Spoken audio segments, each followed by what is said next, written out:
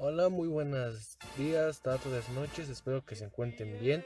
Hoy en este video explicaremos el concepto del símbolo, concepto del signo, como se han utilizado en la historia del hombre y cuál es su impacto en la época actual, qué importancia tienen estos elementos en el arte, los elementos simbólicos en el cuadro retrato de Giovanni Arnolfini y su esposa Arnolfini Portait, creo que se dice así. Y por último, el cuadro de Jan van Eyck, que creo que se dice así. Así que comenzamos. Primero explicaré el concepto del signo del cristianismo y el uso de los símbolos en la pintura, escultura y arquitectura. Se utiliza sobre todo desde el siglo XIX en un sentido muy general y difuso, muchas veces así como sinónimo de signo, pero con eso se haría así mismo superfluo. Para responderle su sentido preciso lo limitamos a aquel caso en el que el signo designa a su vez su propia función. Cuando se vuelve reflexivo, por propia función entendemos representación de la unidad de significante y significado. Mediante la simbolización se expresa que en la diferencia reposa una unidad y que lo separado está unido, que tal suerte que se puede utilizar el significante en representación de lo significado y no tan solo como alusión a lo significado. Los símbolos son capaces de otorgar valor significativo y comprensivo a los hechos, a lo en realidad en sí. Gracias al uso de los elementos figurativos e imágenes, los seres humanos pueden otorgar sentidos, lo cual les permite por una parte comunicar, expresar y definir la realidad circundante y por otra comunicarse, expresarse y definirse en ella, como iremos detallando. Es la representación perceptible de una idea, con rasgos asociados por una convención socialmente aceptada. Es la forma de exteriorizar un pensamiento o idea, incluso abstracta, así como el signo o medio de la expresión al que se atribuye un significado convencional en cuya génesis se encuentra la semejanza real o imaginada. Como lo significado, afirma Aristóteles que no se piensa en sí las imágenes y simbología. Es la esencia constituyente constituyendo ambas las más evidentes, manifestando de la inteligencia. Uno de los símbolos más clásicos y supuestamente más conocido de la medicina desde sus orígenes se ha presentado a su confusión. Me refiero a caduceo o bastón de escalupario. La relación con el objeto es la convencional. Por ejemplo, las rosas rojas son el símbolo del amor. Bien, espero y les haya quedado claro, porque soy pésimo explicando cosas.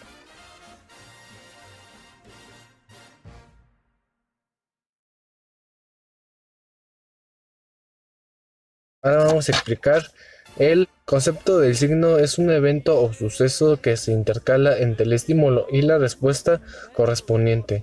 Un signo es algo que evoca la idea de otra cosa. En general son una forma de representar la realidad. Todo signo tiene dos aspectos, lo que sirve de signo que puede llamarse significante y aquello otro a lo que se refiere o que da a conocer, que se llama signo.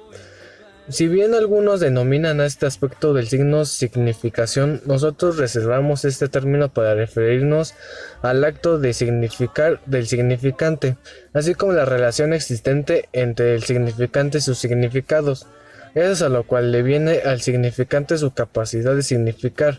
Cualquier tipo de realidad puede constituirse en significante, y este poseer uno o varios significados, con los que mantener una relación propia y peculiar. Lo mismo puede decirse a la inversa del significado. Así pues, lo que define al signo en esencia es su capaz de significar lo que hemos denominado significación. Esta capacidad de significar puede proceder de la misma naturaleza del significante, debido a la relación natural que mantiene con su significado. En este caso el sujeto es el receptor. Si trata de comunicación, se limita a descubrir, ya que utilizar el signo. Ejemplo, el humo es signo del fuego que lo causa. Si por el contrario la relación que mantienen entre sí el significante y el significado es de tipo convencional, Nos encontramos ante los llamados signos convencionales o artificiales. Entre los signos naturales destacan aquellos que tienen mayor capacidad significativa. Entre el sentido de su naturaleza se agota en su ser. No son otra cosa que signos. Se trata de los conceptos e ideas, del entendimiento. Son nada sin las cosas. En cambio, los demás signos, además de tener en sí mismos una significación, tienen una entidad propia, distinta de su capacidad de significar, puesto que antes de significantes son en sí mismos otra cosa independiente de su significación. Antes de ser conocidos en cuanto a su capacidad significativa, exigen ser conocidos en sí mismos, una situación sígnica creada por el simple hecho de que se utiliza el signo.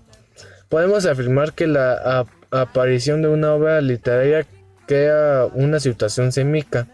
En el arte es importante el signo y el símbolo, ya que el signo y el símbolo indican la realidad. La imagen de una obra artística es una ficción. No indica la realidad, sino que representa una valoración de esta, a través de la combinación de símbolos. Es por ello por la que las metáforas pueden ser un recurso valiosísimo en la creación simbólica de manera visual, y esto sería el concepto del signo.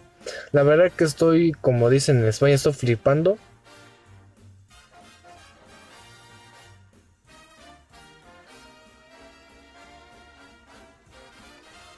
Ahora vamos a explicar los elementos simbólicos. En el cuadro retrato de Giovanni Arnolfini y su esposa Arnolfini Portrait, creo que así se pronuncia. Cuadro de Jan van Eyck, que creo que también así se pronuncia.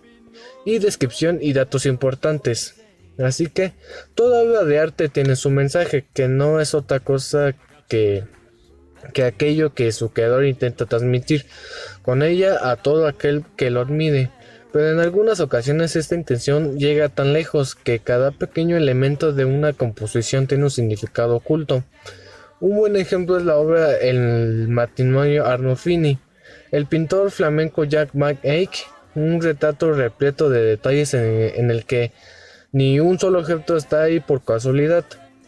Seguro que los rostros de esta joven pareja histórica te resultan más que familiares, pero ¿sabes quién fueron los Giovanni Nicolau Arnolfini y Constanza Tenta?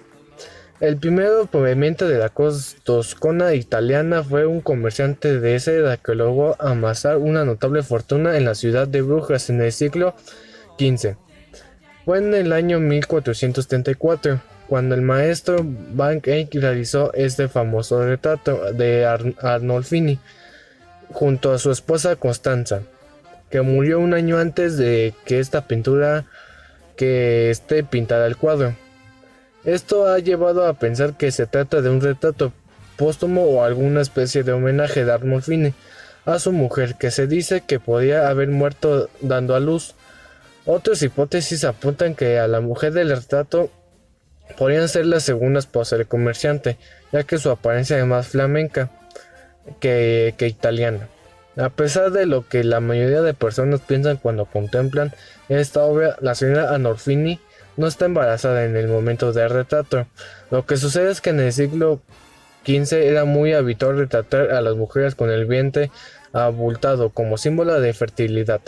La presencia de una mascota en este cuadro tampoco es casual, ya que el significado del perro tiene que ver con la fidelidad y el amor, aunque su raza también habla del alto estatus social del matrimonio, ya que se trata de un grifón de Bruselas, descendiente de un largo linaje de terrier flamenco criados para la caza de ratas. En la parte izquierda de la obra vemos un par de sandalias que de nuevo son un símbolo de opulencia. Este calzado de cuero teñido y con debilidades de metal importadas era la última moda entre las mujeres ricas de la época, mientras que a través de la ventana observamos lo que parece un árbol de cerezas, símbolo del amor, las naranjas apoyadas en el alféizar y el mueble iluminadas por el sol. De nuevo son indicadoras de fertilidad y de riqueza, ya que esta fruta se importaba del sur y resultaba muy cara en la época. La principal función del espejo, sin duda uno de los elementos más complejos y con más detalle, de la obra Mank Ake es mostrarle al espectador lo que esconde detrás de la visión del propio pintor. En este caso observamos un par de siluetas que bien podrían ser los testigos de la boda o el propio pintor con algún acompañante o familia de la pareja. Un detalle que fácilmente puede pasar inadvertido es la firma del propio pintor flamenco en la pared del fondo de la habitación.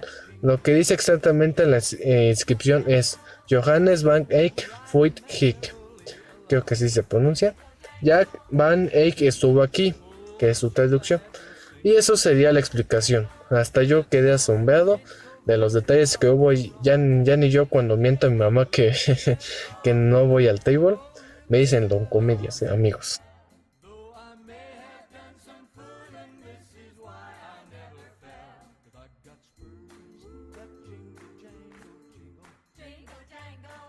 Bueno, ahora vamos por el último a explicar. El cristianismo y el uso de los símbolos de la pintura, escultura y arquitectura. Ismos. Los simbolistas consideran que la obra de arte equivale a una emoción provocada por la experiencia. Tratan de exteriorizar una idea y de analizar el yo. Les interesa la capacidad de surgir, de establecer correspondencias entre los objetos y las sensaciones, el misterio, el ocultismo. Sienten la necesidad de expresar una realidad distinta a lo tangible y tienden hasta la espiritualidad. El símbolo se convierte en su instrumento de comunicación, decantándose por figuras trascendentes, lo material y son signos de armonía ideales y raros. Hay una inclinación hacia lo sobrenatural, lo que no se ve, hacia el mundo de las sombras, la revelación de Freud acerca de la vida, de los sueños y la existencia de una parte irracional en el humano es aplicada al programa simbolista, reivindicando la búsqueda interior. Cultivarán el subjetismo, el antirracionalismo y aflojará el interés por el cristianismo y las tradiciones diversas. Estudiaban la ambigüedad, la belleza hermafrodita, lo andrógino, la mujer fatal que destroza cuando ama, lo femenino devorador. La mujer brota del mundo del inconsciente y para huir de la realidad adopta forma de esfinge, de sirena, de araña o de genio alabado. Los seres que aparecen en este mundo de sueños serán incorpóreos. La escultura en el cristianismo representa los objetos religiosos siendo un medio de arte, que representa objetos religiosos por medio de piedra, barro, madera o bronce. La arquitectura, la escultura romana llegaron a ser conocidas en todo el mundo civilizado, de Gran Bretaña y Francia en el oeste y en la India en el este. Pero justo cuando el poder romano estaba en su altura, sucedió un evento que en el tiempo provocó un cambio completo en la forma en que innumerables personas vivían y pensaban. Jesucristo nació en Palestina y fue crucificado 30 años más adelante. Después de su muerte, sus discípulos viajaron por el Imperio Romano, llevando a sus creencias con ellos. Y en poco tiempo, pequeños grupos de cristianos fueron encontrados por todas partes, junto con el temprano arte cristiano, que ilustró sus creencias.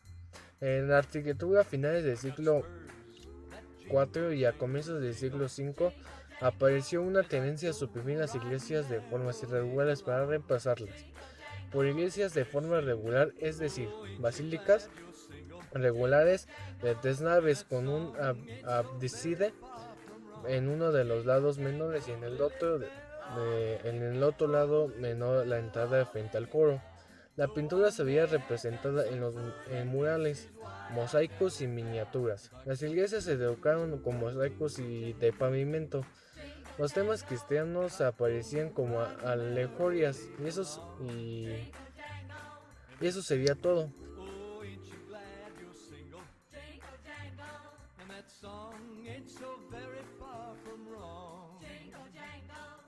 Si no les gustó, denle. Y si les gustó, denle like. Espero les hayan entendido, ya que soy pésimo explicando. Que tengan un bonito día. Hasta luego.